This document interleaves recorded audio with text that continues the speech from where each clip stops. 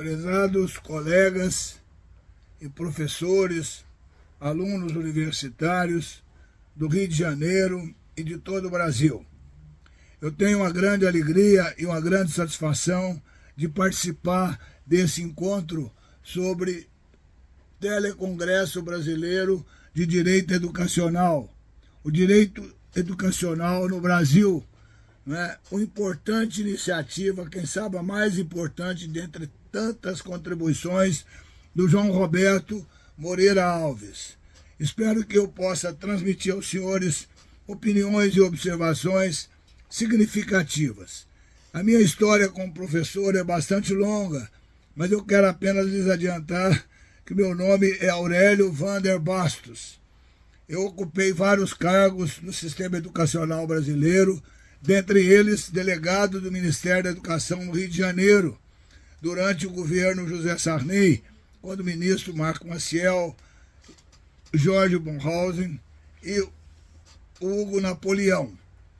Tenho uma alegria enorme de ter podido contribuir com grande parte da minha vida nesse trabalho. Eu acompanhei de perto o início e o desenvolvimento dos cursos superiores no Brasil. E eu quero adiantar para os senhores que o primeiro curso superior brasileiro foi o curso de medicina na Bahia e, coincidentemente, né, à mesma época, em 1808, também se instalou no Rio. Né, era tido e chamado como um curso de cirurgia. Né, e depois do curso de medicina, outros vieram.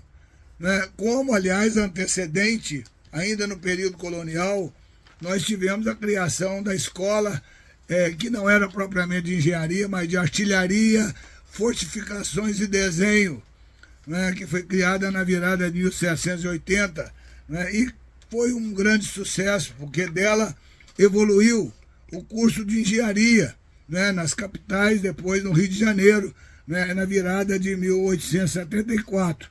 Nós vamos ter a Faculdade de Engenharia no Rio, depois incorporada à Universidade do Brasil e, na sequência, à Universidade Federal do Estado do Rio de Janeiro. Independentemente da criação da Escola de Engenharia, nós também tivemos outras importantes escolas desenvolvidas no Brasil, né?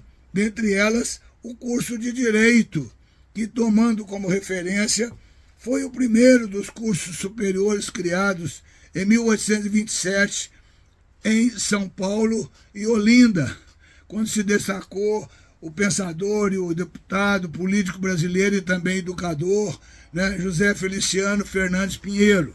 Eu tive uma grande oportunidade de publicar um trabalho que hoje está na 6ª edição, quem sabe é o melhor livro sobre ensino jurídico no Brasil, quando então também eu estudei o processo de evolução da educação no Brasil. Nós estamos passando por um momento muito importante e significativo na história brasileira, que começou, na verdade, em 1931, quando já no governo Getúlio, né, se criou a Universidade do Brasil, né, unindo, mas mantendo a sua autonomia, os cursos de Direito, de Engenharia e de Medicina.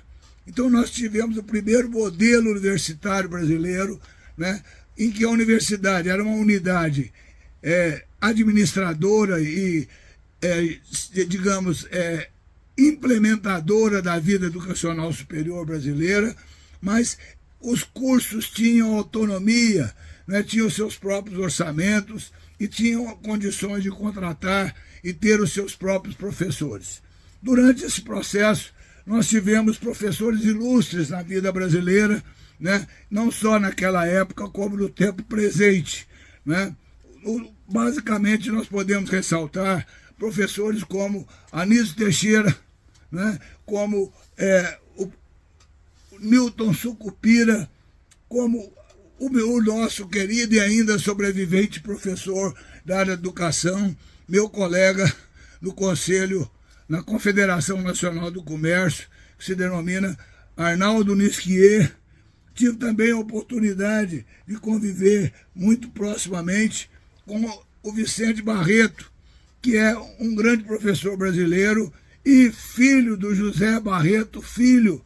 O José Barreto Filho foi um dos presidentes do Conselho Federal de Educação e contribuiu decisivamente para a educação no Rio de Janeiro, como também Newton Sucupira. Tivemos grandes professores na história brasileira, alguns deles no estado de Minas, outros no estado do Rio, outros tantos do Nordeste ou de São Paulo. Eu vou me reduzir a esses, dado ao tempo restrito que eu tenho para poder desenvolver essa questão. Mas acho que é importante que no Brasil nós venhamos ter um estudo, né, que mostre a grandeza e a importância dessas personalidades que fizeram e desenvolveram a educação brasileira. A Universidade de 1931, conhecida como Universidade do Brasil, né, ela sofreu muitas resistências na sua criação. Né? Primeiro, pela a participação criadora do Francisco Campos, que era uma personalidade ilustre da vida política brasileira naquela época, e posteriormente pelo papel continuado e de grande importância na história brasileira, que foi o papel de Gustavo Capanema, que criou o Palácio Gustavo Capanema, o palácio mais importante palácio da cultura brasileira, se não uma das mais importantes obras da arquitetura brasileira, que lamento estar ainda numa reforma muito prolongada e que deveria já estar superada e resolvida, mas teremos ali, ou temos ali hoje, como centro, como referência, digamos assim, administrativa, o Ministério da Cultura. E nós temos certeza que num prazo razoável, aquele palácio que tem na sua parte exterior o único monumento brasileiro à juventude, né? Nós teremos esse palácio colocado à disposição da educação e da cultura no Brasil. Né? Independentemente dessa questão, eu gostaria de levantar que, na virada de 1935, começamos a levantar o problema de novas escolas de direito, de mudar o sistema de medicina, sistema de engenharia. Foi quando apareceu no cenário brasileiro um grande educador, quem sabe aquele que é o educador referencial da educação no Brasil, que chama-se Anísio Teixeira. Ele criou a Universidade do Distrito Federal em 1935, que mudava o sistema de escolas autônomas para as escolas independentes, para as escolas integradas. Em vez de nós termos universidades com escolas autônomas, teríamos escolas com universidades integradas. O sistema dele, ele contou muito com a colaboração do Hermes Lima, que foi uma figura essencial e fundamental na criação e desenvolvimento dos cursos de direito. Mas esse nosso amigo e professor da maior importância, eu digo amigo porque eu convivi com ele na Universidade de Brasília enquanto reitor, e por ele eu tinha uma grande estima e admiração. Anísio Teixeira lutou significativamente pela Universidade do Distrito Federal até 1939, quando a universidade foi desmontada enquanto universidade, e se restabeleceu o sistema de universidades autônomas e independentes. Esse sistema de universidades autônomas e independentes, ele acabava sendo muito caro e muito custosos, porque independentemente dos 3 cursos que tradicionalmente caracterizaram a vida educacional brasileira, engenharia, medicina e direito, independentemente desses 3 cursos, né, advieram outros tantos cursos exigidos pelo mercado brasileiro ou em acompanhamento à construção intelectual e acadêmica do mundo. Então, na verdade, reduzir a universidade a 3 cursos ficava muito restrito. Anísio Teixeira pensou em fazer o curso mais amplo, com bases integradas, de mais eficiência. Ele não teve sucesso, né? E em 1939 ele fechou o curso e realmente a Universidade do Brasil continuou funcionando com a sua tradicional estrutura, tendo paralelamente, no entanto, criado o curso na área de pedagogia. Não é? E nós estamos continuando com esse trabalho até que em 1962, volto eu a insistir, ainda por iniciativa de Anísio Teixeira, foi criada a Universidade de Brasília. A Universidade de Brasília tem um papel significativo na história brasileira. Por quê? Porque ela retomou o projeto da Universidade do Distrito Federal, criando os cursos integrados, com base em institutos os institutos em departamentos e os departamentos com os seus currículos. Nesse sentido, realmente tivemos um grande avanço e uma grande oportunidade de integrar a vida acadêmica, já àquela altura, não apenas entre institutos isoladamente, mas entre todos aqueles da universidade. Assim, na área de medicina se desenvolveram os cursos de enfermagem, os cursos de odontologia, os cursos de medicina. Na área de engenharia, os seus tantos cursos, que, ao que se alega, nós temos hoje 39 cursos de engenharia no Brasil, sendo que a marca referencial do curso são os cursos de engenharia civil, muito embora eles tenham iniciado a sua evolução ainda no período militar. Outras tantas engenharias advieram, como engenharia elétrica, e outros, a engenharia na área de petróleo, outros trabalhos da maior importância na história da educação brasileira. Mas, de qualquer forma, esse sistema desintegrado, desconexo de escolas não era a melhor ideia. E a Universidade de Brasília procurou fazer, então, um sistema integrado de cursos. Nesse período, nós tivemos a colaboração de professores ilustres, como o professor Darcy Ribeiro, que veio depois a ser, inclusive, uma personalidade importante na história política do Rio de Janeiro e também da história brasileira, devido à sua contribuição aos estudos de sociologia, antropologia, política, como também tivemos, nessa ocasião, a oportunidade de trabalhar com outros grandes educadores brasileiros que fizeram um trabalho magnífico.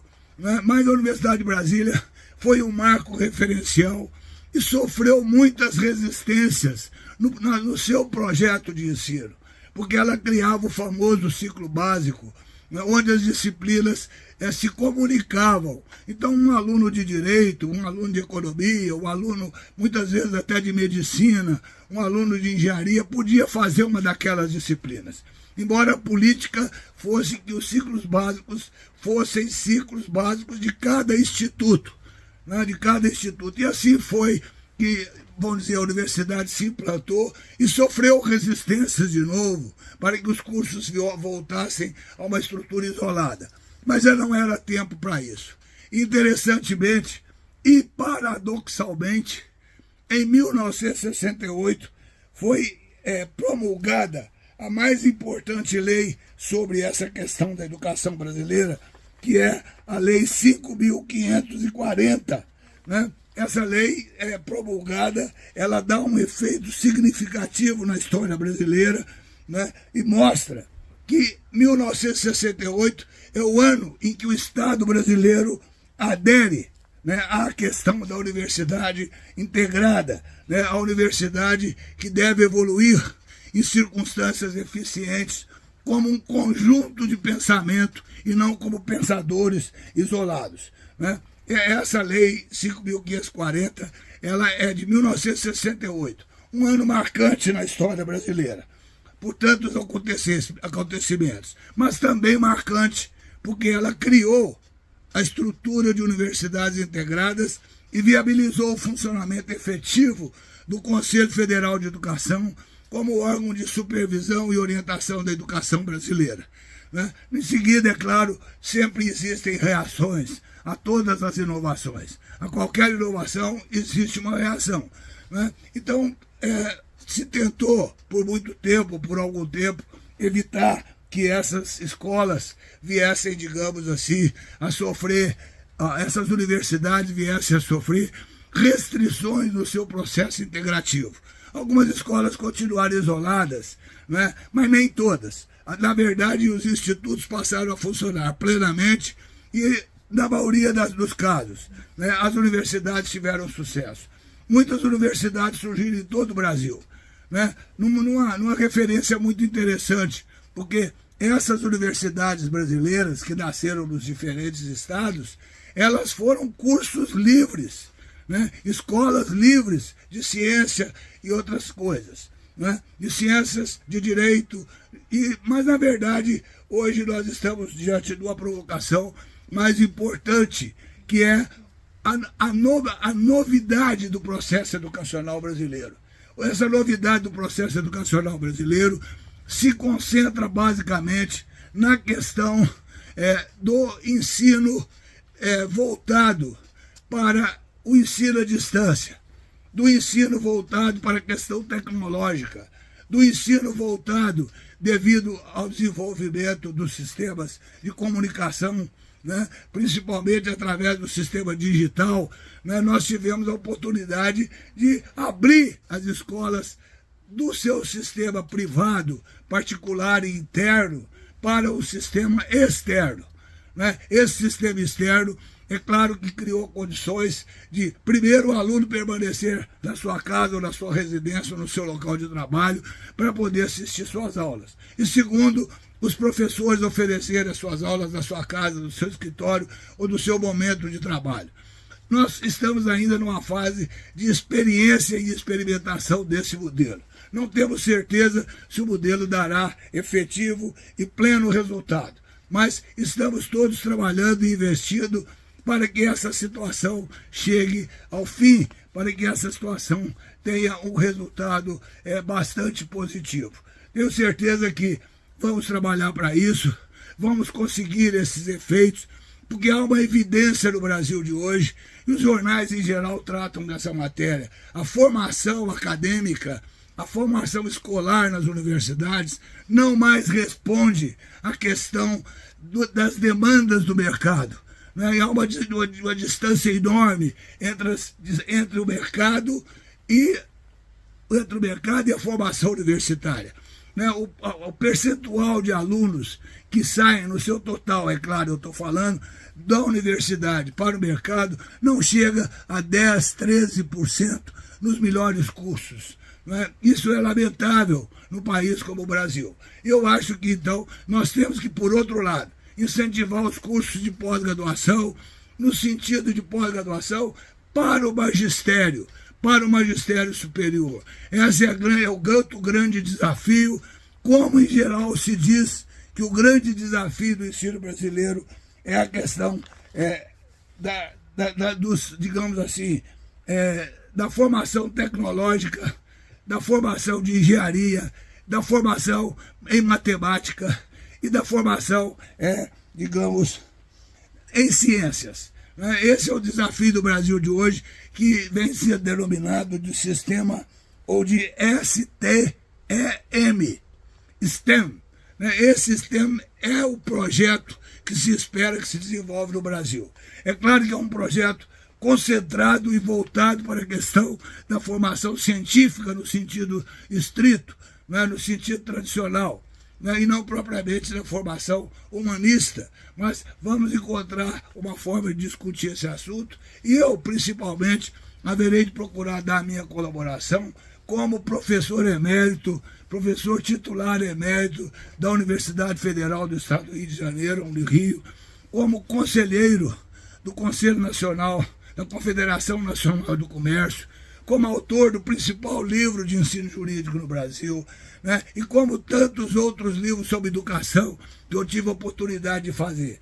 Eu tive a oportunidade de consolidar toda a legislação educacional brasileira há algum tempo atrás, e essa consolidação me mostrou a importância de evoluirmos no sistema tecnológico, no sistema científico, no sentido estrito, mas não esquecer a importância e a implementação do estudo nas áreas de humanidades. Eu agradeço ao João Roberto Moreira Alves a oportunidade de ter feito esse pronunciamento e espero que tenha comunicado aos meus amigos, aos meus colegas, aos professores em geral que poderão ouvir essa palestra tão espontaneamente desenvolvida e alcançar os resultados.